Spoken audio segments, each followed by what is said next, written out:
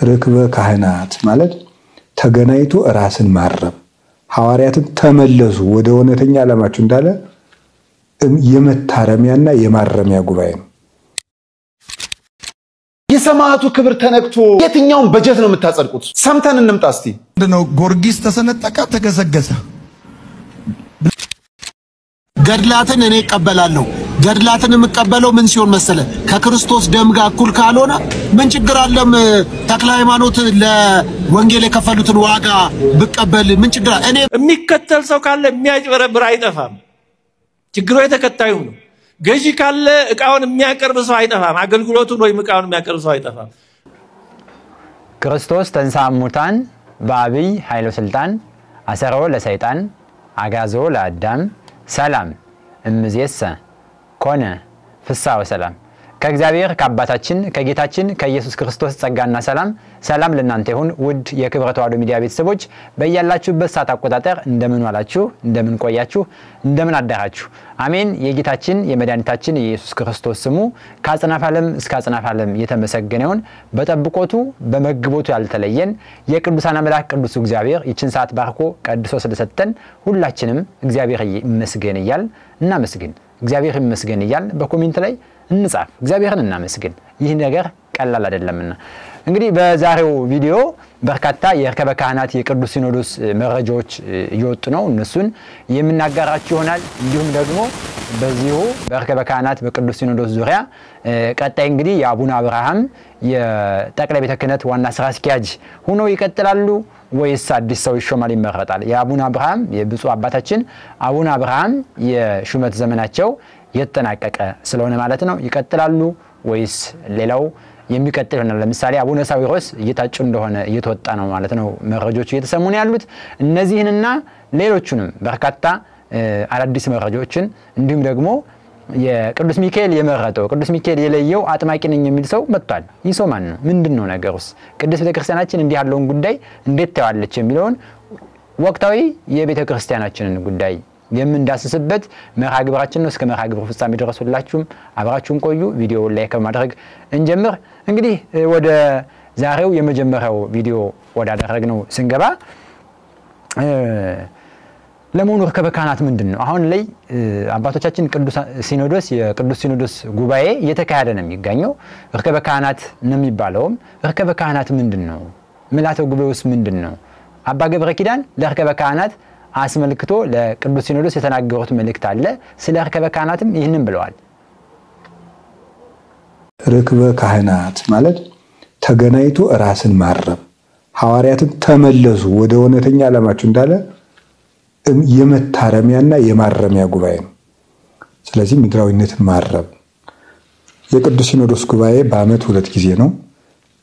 ይህ የሆነበት ምክንያት አለው። እግዚአብሔር ለሙሴ በአመት 2 ጊዜ ቀንደ መለከት እንዲነፋ አድርግ ብሎታል። ከዚያ የተነሳ የወንጌልን ቀንደ መለከትነት ለሕዝብ የሚያዳርሱ ሊቃነ ጳጳሳት በአመት 2 ጊዜ ተሰብስበው የእግዚአብሔርን አዋጅ ይናገራሉ። ይኸውም ምክንያት አለው። አሁን በርክበ ካህናት ተሰብስበው በልጉንና ክረምቱን ይመግባሉ። በጥቅምት ተሰብስበው መከሩንና በጋውን ይመግባሉ።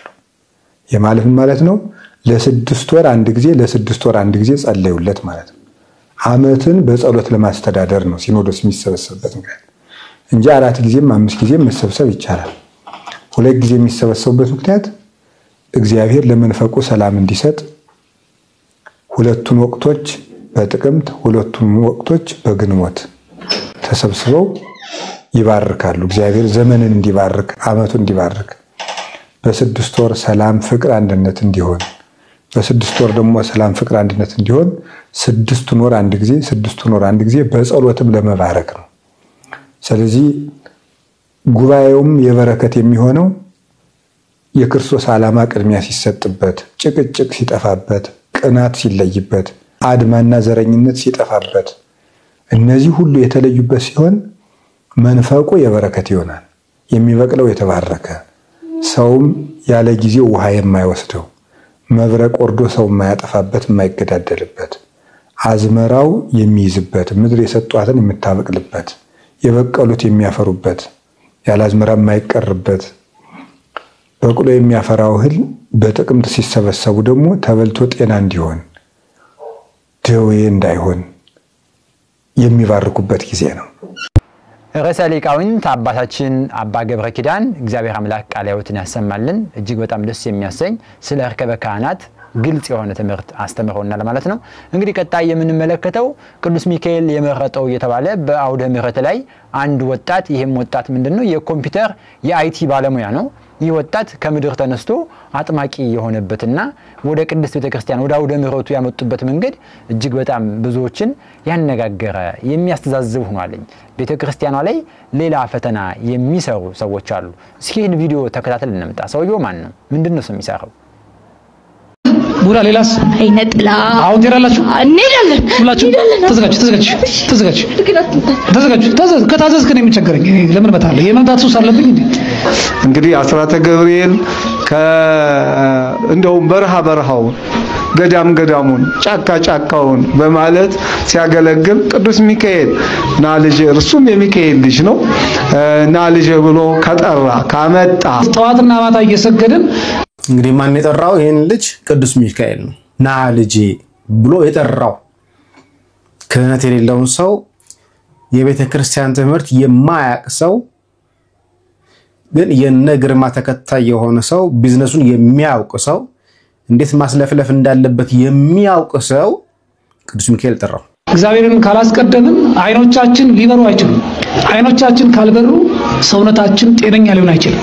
ችግር ታቀፋችሁ ቁጭ አላችሁ በውስጣችሁ ያላችሁ የምታነቡበት የሚያስጨንቅ ጉዳይ ያላችሁ ኑና እግዚአብሔር ምን ጊዜም አዳኝ ነው። ጸበሉ የኛ መስቀሉ የኛ እምነቱ የኛ ቅባ ቅዱሱ የኛ ለኛ ያልሰጠን ምን አለ እግዚአብሔር በሰጠን ኑና ዳኑ።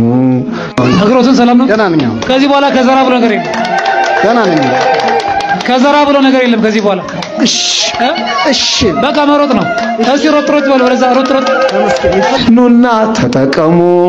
አድራሻው ደግሞ ለየት ያለ በአዲስ አበባ በተመለከታችሁት ልክ ነው። እንግዲህ ይህ ሰው አስቀድሞ የነ ግርማ የሌሎችም አጥማቂነን የሚሉ ሐሰተኛ አጥማቂዎች ለገንዛ ለስጋ ፈቃዳቸውና ለስጋ ድሎታቸው ቤተክርስቲያንን ተጠግተው ቤተክርስቲያንን የሚያሰድቡ አገልግሎቷን እንዳትፈጽም ወደ ኋላ የሚጎትቱ ሌላ ትኩሳት ይሆኑ መጥቷል ማለት ነው። ለሞኑ ዲያቆን ዶክተር ያረጋል አበጋዝ ለእንደዚህ አይነት ሐሰተኛ አጥማቂዎች ይህንን ብሏል። በመጨረሻ የተነሳው ጥያቄ በዘመናችን ሐሳውያን የሆኑ ሳይበቁ በቅተናል እናጠምቃለን ባህታውያንን የሚሉ አሉና እንዴት እንወቃቸው?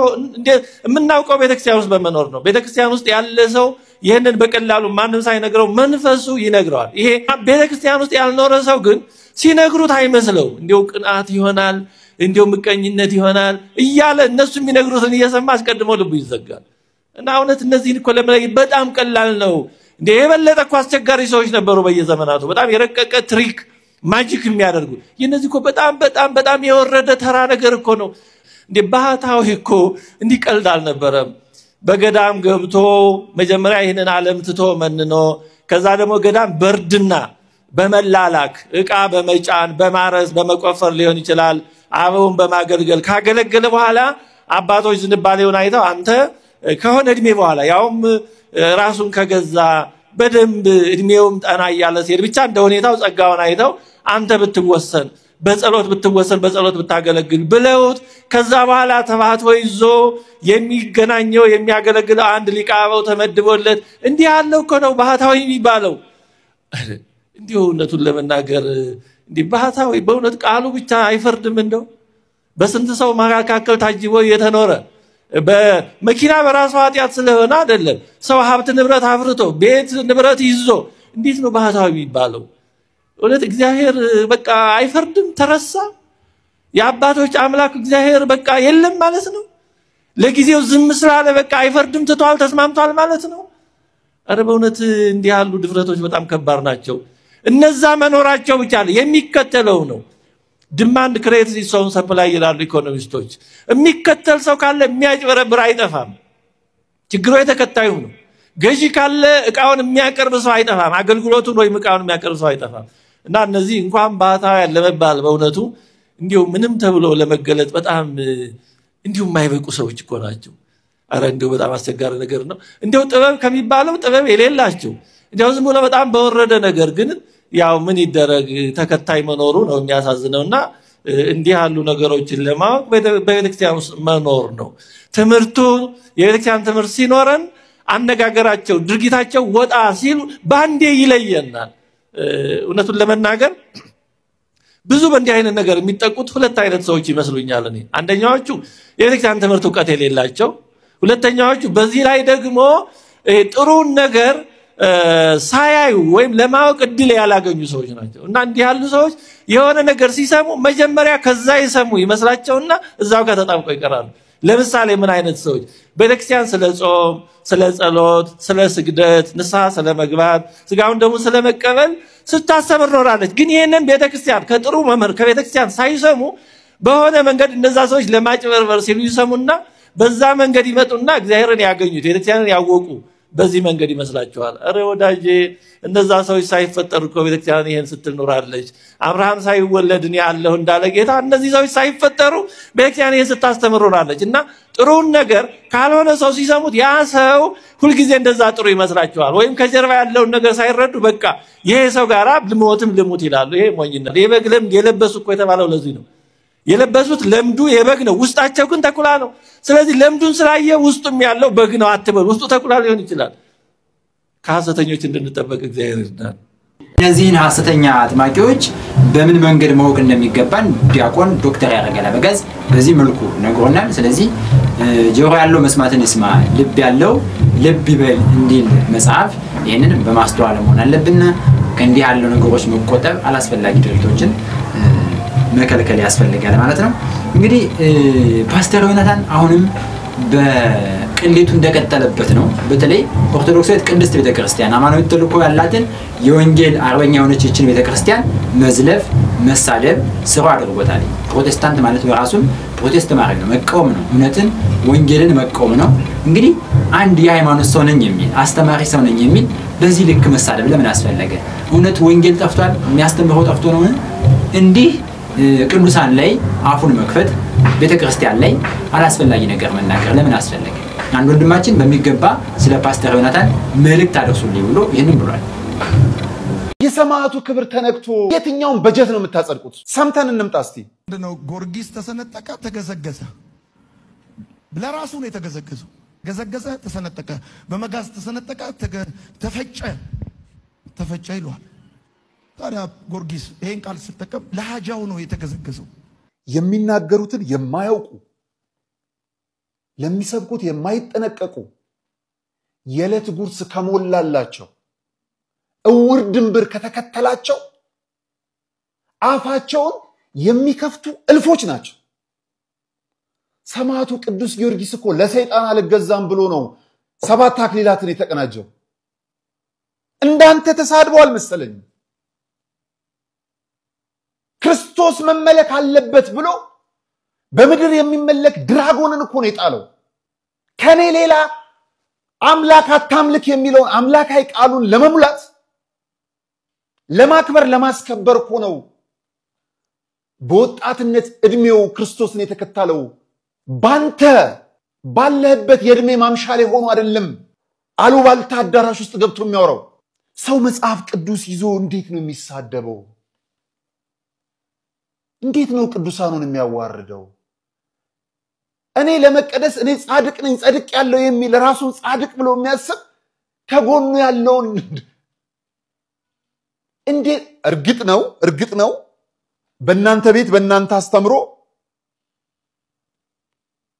ክብር የለም፣ ብር ብቻ አይተናል።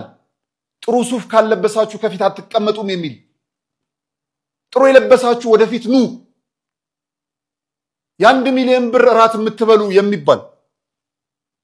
አዎ ደግሞ ፓስተር ሶፊ ደግሞ ከነ ዲያቆን ልደታ ጋር ከነ ፈለገ አትናቲዮስ ጋር በሚያደርጉት ውይይት በጣም ለቅድስት ቤተክርስቲያን የቀረበ ልቦኑ የተሰበረ ገድላትን ለቅዱስ ተክለ ሃይማኖትን የወንጌል አገልግሎታቸውን ፈጽሞ የሚቀበል ለቅድስት ቤተክርስቲያን የሚገባትን ክብር እንሰጣለን ብሎ ፓስተር ሶፊ ደግሞ ያደረገውን ክብርና ለቤተ ክርስቲያን ያለውን ቀናይነት ስንመለከት ከልብ እናመሰግናለን እናደንቃለን እንዲህ አይነት ወንድሞች ወደፊት እንዲመጡ ይገባል እንላለን እስቲ ፓስተር ሶፊን እንስማ ገድላትን እኔ እቀበላለሁ ገድላትን የምቀበለው ምን ሲሆን መሰለ ከክርስቶስ ደም ጋር እኩል ካልሆነ ምን ችግር አለም ተክለ ሃይማኖት ለወንጌል የከፈሉትን ዋጋ ብቀበል ምን ችግር እኔ ባልቀበለው ሰማይ ከተቀበለው ምንድነው ችግሩ እኔ ጉዳዩ የክርስቶስ ደም ጋር እኩል አይሁን እንጂ ስለ ሃይማኖታቸው የተጋደሉትን ስለ ክርስትና የከፈሉትን ዋጋ እኔ ዲናይ በማድረግ እኔ አልከብርም ከቻልኩ የነሱን ፈለግ ተከትዬ ባግባቡ እንድኖረው ክርስትና እንድኖረው ህይወት ስለሆነ ነገር ግን የማንም ገድል ከክርስቶስ ኢየሱስ የደም ዋጋ ጋር እኩል ከሆነ ነው የምጣላው ከዛ በተረፈ ምንም ችግር የለም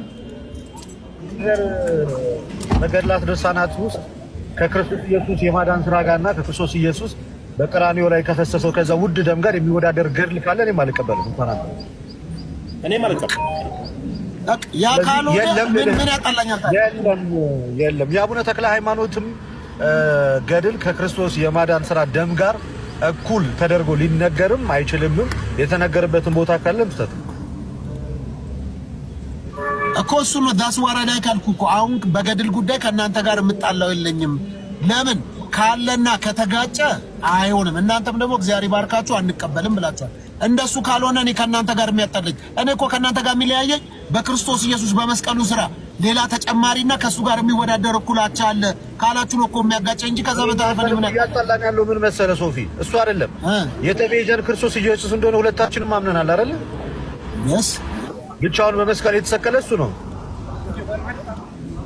የኢየሱስ ክርስቶስን የማዳን ስራ እናገኛለን ብለን የምናስተምርበት የመዳን ትምህርት ነው እናንተን እኮ ይለየን ሶፊ አንተ በእምነቴ ብቻ ነው ማገኘው አልክ መጽሐፍ ቅዱስ ባያቆም ይሄን ትምህርት እንግዳ ትምህርት ቢሆን አይደለም አላልንም እኛው ላይ በነገራችን ላይ እኔ ለምሳሌ መዳን አንድ ሰው ከዳነ እስከ መጨረሻው ይድናል ብዬ ማመን አይደለም የኔ አስተምሮ ማምነው ሰው እንደ ክርስትና ህይወት ካልኖረ ይቆረጣል ይጠፋል ብዬ የገላትያ መጽሐፍ ምዕራፍ 5 ቁጥር 1 ላይ ሲናገር እንደዚህ ቆይ አዳምጣው ካንድ ወደ አንዱ አንዝለላ እሺ ቀጥል እኔ ማምነው እነዚህ እንደነዚህ ያሉትን የሚያደርጉ የእግዚአብሔር መንግስት አይወርሱም ይላል አይወርሱም በቃ የእግዚአብሔር ቃል 4 ነጥብ ባረገበት ጉዳይ እኔ ማመቻምቸው ነገር የለም እኔ የእግዚአብሔርን ህይወት ሰጪም ነሺም አይደለም መጽሐፍ ቅዱስ ለሰጠው ሰጥቷል ለሌለው የለው ምን ላርገኝ ከዛ በተረፈ ግን ዶክትሪን ላይ ዶግማ ላይ ግን እንደዚህ በ2 ደቂቃ እየተነጋገርክ የምትሰራው ስራ አይደለም ማንበብ ይፈልጋል መጠየቅ ይፈልጋል ቁጭ ብለ መነጋገር ይፈልጋል